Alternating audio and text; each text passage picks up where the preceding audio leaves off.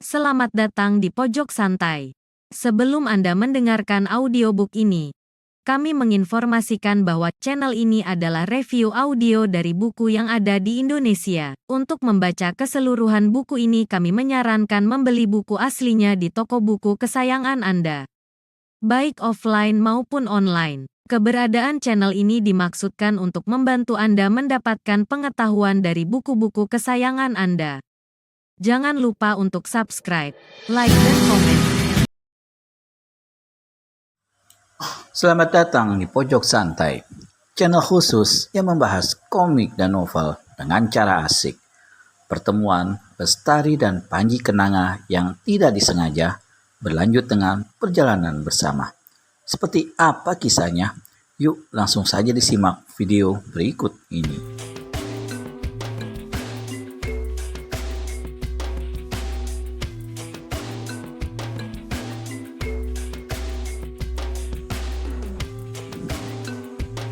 Bagaimana kita bisa menemukan pencurinya? Itulah yang harus kita selidiki, Lestari. Sang Dara hanya mengangguk perlahan. Dia telah menceritakan hilangnya tusuk kundai sakti itu. Namun sama sekali tidak diberitahukannya kalau benda itu adalah pertanda ikatan tali perjodohannya dengan murid Eyang Sintu Gendeng yang bernama Wiro Sableng. Malam bertambah larut dan dingin. Panji Kenanga mengambil selai tikar kulit dan selimut tebal dari kantong perbekalan di punggung kudanya. Tikar itu lalu dibentangkannya dekat perapian. "Kau tidurlah di sini," katanya pada Lestari. "Aku belum mengantuk." "Mengantuk atau tidak, kau butuh istirahat. Untuk mencari senjata yang hilang itu, mungkin kita harus mengadakan perjalanan jauh yang menguras tenaga." Lestari menyadari bahwa apa yang dikatakan Panji itu benar. Perlahan-lahan direbahkannya dirinya di atas tikar kulit itu. Panji kemudian menyelimutinya. "Terima kasih, kau baik sekali," kata Lestari polos. Panji tersenyum. Dengan bergelung, sehelai kain sarung pemuda ini membaringkan diri di seberang perapian. Sesekali dia melirik dan melihat Lestari masih belum memejamkan mata. Kesunyian malam kadang-kadang digemeretaki oleh suatu ranting kayu yang berderak makan api. "Ingat peristiwa di Istana Dara dulu?" Tiba-tiba Panji bertanya. "Ya, kenapa?" "Sejak peristiwa itu, apa kau pernah bertemu Wiro?" "Tidak." "Memangnya kenapa?" Lestari bertanya lagi. "Pemuda itu ilmunya tinggi sekali. Ingin sekali aku bertemu dengan dia. Selain bertukar pengalaman, siapa tahu dia berbaik hati mau memberikan sejurus dua jurus ilmu baru." Yang dipikirkan Lestari saat itu justru bukan ketinggian ilmu Wiro Sableng, melainkan hubungan jodohnya dengan pemuda itu yang ikatannya diatur oleh guru mereka. Apakah Wiro mengetahui hal itu? Lama kesunyian menggantung. Sayup-sayup terdengar yak air telaga terhembus angin. Lestari, aku masih ingin mengobrol. Entah kalau kau sudah mau tidur." "Tubuhku memang agak letih, tapi mata ini masih belum bisa dipicingkan." "Dalam kehidupanmu yang mencapai usia sekarang ini, apakah kau pernah mencintai dan dicintai seseorang?" Pertanyaan Panji Kenanga ini membuat Lestari terkejut. Dia sadar wajahnya saat itu pasti menjadi merah.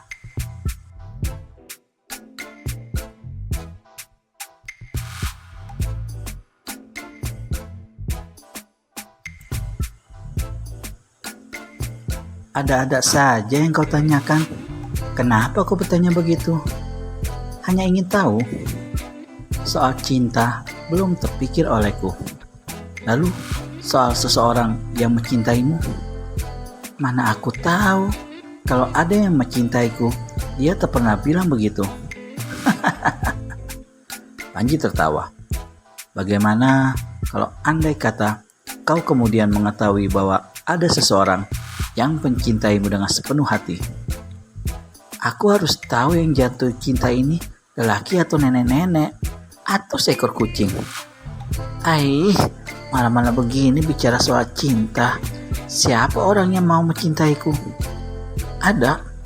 Sudahlah, aku tak mau membicarakan hal itu lagi, kata Lestari. Namun diam-diam dia ingin tahu juga siapa orang yang kata Panji ada mencintainya itu. Wiro Sableng, kau tak ingin tahu siapa orang yang mencintaimu itu, Lestari? Tanya Panji. Kalau kau tahu, katakanlah. Orangnya saat ini dekat sekali denganmu, kata Panji pula. Tak ada orang lain di sini. Ada. Kau tak melihat atau lupa? Siapa? Aku, jawab Panji Kenanga. Lestari palingkan kepalanya. Kedua matanya terbuka lebar dan memandang tak berkedip pada Panji Kenanga. Sesaat kemudian terdengar suara tawa darah itu. Kau tengah membanyol, Panji. Aku tidak melucu. Apa yang kukatakan adalah sebenarnya aku mencintaimu. Lestari merasakan dadanya berdebar. Kau bodoh, Panji. Bodoh. Bodoh bagaimana? Bodoh karena mau mencintaiku. Memangnya aku ini apa sih? Cinta itu terkadang memang aneh, Lestari. Kata orang, cinta bisa membuat buta. Lalu bodoh seperti katamu itu. Lalu perasaan bahwa dunia ini hanya dia yang punya. Aih, pengalamanmu tentang cinta rupanya banyak juga. Seperti katamu, mungkin benar aku ini pemuda bodoh. Namun, aku tak mau menyembunyikan sesuatu yang aku rasakan. Sunyi, Lestari tak bisa berkata apa-apa lagi. Panji juga terdiam.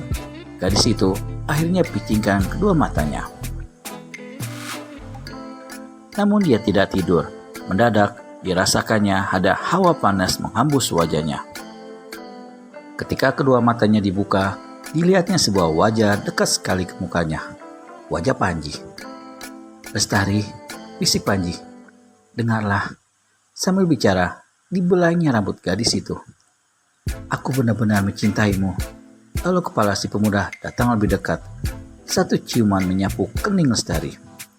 Si gadis merasakan sekujur tubuhnya bergetar. Itulah pertama kali tubuhnya dibelai dan parasnya dicium lelaki. Panji, jangan, bisik Lestari ketika ciuman kedua melembut jatuh di pipinya. Jangan, bisik Lestari lagi. Namun dia tak berusaha menjauhkan wajahnya. Ketika bibir pemuda itu menempel di bibirnya, Lestari merasakan napasnya seperti terbang. Entah sadar, entah tidak, kecupan Panji pada bibirnya dibalasnya dengan hangat.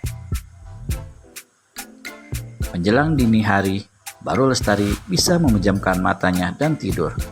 Panji Kenanga masih duduk di sampingnya, memandang dan menjaganya dengan perasaan penuh kasih sayang. Ketika di timur kelihatan langit mulai terang, barulah pemuda ini berdiri dan melangkah ke telaga. Semalam suntuk dia tidak memicingkan mata barang sekejap. Namun tubuhnya sama sekali tidak merasa letih. Kebahagiaan kasih sayang yang dirasakannya laksana suatu kekuatan dalam dirinya. Dia maklum kalau sang dara menyukainya, mungkin juga mengasihinya, walaupun semua itu tidak diucapkan dalam bentuk kata-kata. Tak lama setelah Panji mandi di telaga, Lestari terbangun. Dia duduk di samping perapian yang telah padam. Kepalanya terasa agak berat. Di telaga, dilihatnya Panji berkecimpung di air telaga. Begitu melihat pemuda ini, berdebarlah dada sang dara. Serta-merta dia ingat apa yang terjadi malam tadi. Dia telah dipeluk dan balas memeluk pemuda itu. Ia telah dicium dan balas mencium. Bagaimana semua itu bisa terjadi? Teringat Lestari akan tugas yang masih harus dijalankannya, yaitu menemukan kembali tusuk kundai perak yang telah dicuri orang. Lestari tentu bingung, namun Lestari harus segera melanjutkan mencari tusuk kundai yang hilang. Apa yang akan Lestari lakukan selanjutnya?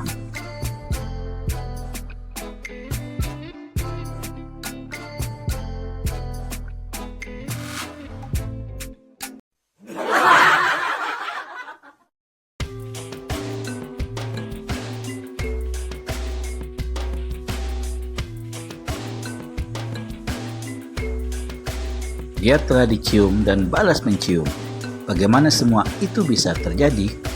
Teringat Lestari akan tugas yang masih harus dijalankannya, yaitu menemukan kembali tusuk kundai perak yang telah dicuri orang. Benda yang merupakan tanda perjodohannya dengan Wiro Sableng. Guru Wiro dan gurunya telah mengadakan pengikatan jodoh bagi mereka. Tapi semalam, dia telah bercumbu berkasih mesra dengan Panji Kenanga. Apakah ini berarti suatu dosa? Apakah ini merupakan satu pengkhianatan terhadap calon suaminya, yakni Wiro? Ada rasa dosa dan malu dalam hati gadis ini. Lalu, apakah dia akan meneruskan perjalanan bersama Panji Kenanga? Bagaimana kalau terulang lagi kejadian malam tadi? Terulang lagi, malah mungkin lebih jauh dari itu. Lestari merapikan rambut dan pakaiannya. Tekadnya sudah bulat. Dia harus meninggalkan Panji Kenanga dan menempuh jalannya sendiri. Tanpa menunggu lebih lama, dia segera lari meninggalkan tempat itu. Pada saat matahari pagi muncul di ufuk timur, maka Lestari telah berada jauh dari telaga. Dia sengaja memasuki rimba belantara karena dia tak mengharapkan agar Panji Kenanga dapat menyusulnya. Namun baru saja dia memasuki hutan itu, beberapa belas tombak mendadak di belakang terdengar suara bergemerisik disusul satu teriakan keras. "Randu Wongso, lihat! Darah berbaju merah itu yang tengah kita cari-cari." Lestari terkejut dan cepat berpaling ke belakang. Kira-kira 5 tombak di belakangnya dilihatnya 2 orang lelaki, yang seorang bertubuh tinggi langsing tak dikenalnya. Sedang orang kedua bukan lain Ronggo Bogoseto, pemuda bermuka pucat sombong yang kemarin dihajarnya di rumah makan Jember. Sadar kalau kedua orang itu mengejarnya dengan maksud yang tidak baik, maka Lestari segera melarikan diri. Dia berhasil meninggalkan Ronggo Bogoseto jauh di belakang. Namun si tinggi langsing ternyata memiliki kepandaian lari, karena dalam waktu dekat dia segera dapat mendekati Lestari. "Kalau mereka berani berbuat sesuatu, kubunuh keduanya," kata Lestari dalam hati. Sang Lara tidak mengetahui kalau lelaki bertubuh tinggi langsing yang di bawah Ronggo Bogoseto itu adalah seorang berkepandaian tinggi. Siapakah adanya orang ini? Mari kita ikuti apa yang dilakukan Ronggo setelah dia mendapat hajaran di rumah makan itu.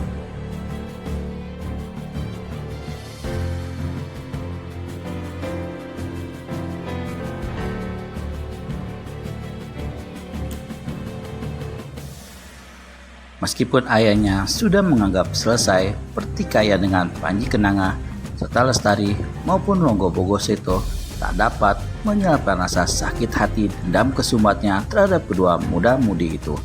Kini dia tak punya muka lagi di seluruh Jember. Semua orang seperti memandangnya dengan mengejek. Sebenarnya, di samping sakit hati, diam-diam pemuda bermuka pucat sangat tertarik pada kecantikan Lestari. Telah banyak dia melihat gadis cantik, namun tak ada yang secantik dan begitu menggiurkan seperti yang satu ini. Setelah mengobati mukanya yang babak belur dan tangan yang patah dengan menunggang seekor kuda, pemuda ini meninggalkan kota menuju ke arah timur. Tujuannya adalah sebuah candi tua yang didiami oleh seorang tokoh silat berilmu tinggi. Tokoh silat ini bukanlah seorang baik-baik. Sering sekali dia mempergunakan kepandaiannya untuk maksud-maksud jahat. Apalagi jika seseorang mau memberikan hadiah padanya, maka apapun akan dilakukannya. Karena itu, orang mencapnya sebagai tokoh silat golongan hitam. Hari telah malam ketika Ronggo sampai di candi tua itu. Semula dia khawatir kalau orang yang dicarinya tak ada di tempat. Tokoh silat itu memang jarang ada di candi tersebut. Namun begitu melihat ada nyala lampu, maka senanglah hati pemuda ini. Di depan candi tua, pemuda ini hentikan kuda. Begitu turun, langsung masuk ke dalam candi. Sebagian besar bangunan itu sudah sangat rusak dan kotor. Di salah satu sudut terletak sebuah lampu minyak. Apinya bergoyang-goyang, dipermainkan angin, hingga membentuk bayang-bayang yang mengerikan di dinding candi. Udara terasa dingin. Ronggo memandang berkeliling. orang yang dicarinya tidak nampak. "Randu," panggil si pemuda. "Randu Wongso, apakah kau ada di sini?" Tak ada jawaban, tetapi telinga Ronggo tiba-tiba mendengar suara seseorang, suara perempuan merintih. Dia memandang tak berkedip ke sudut kiri, lalu melangkah ke arah tumpukan balok-balok tua yang seperti membatas bagian depan candi dengan bagian belakang. Ronggo sampai di susunan balok setinggi dada dan menjenguk ke balik susunan balok itu.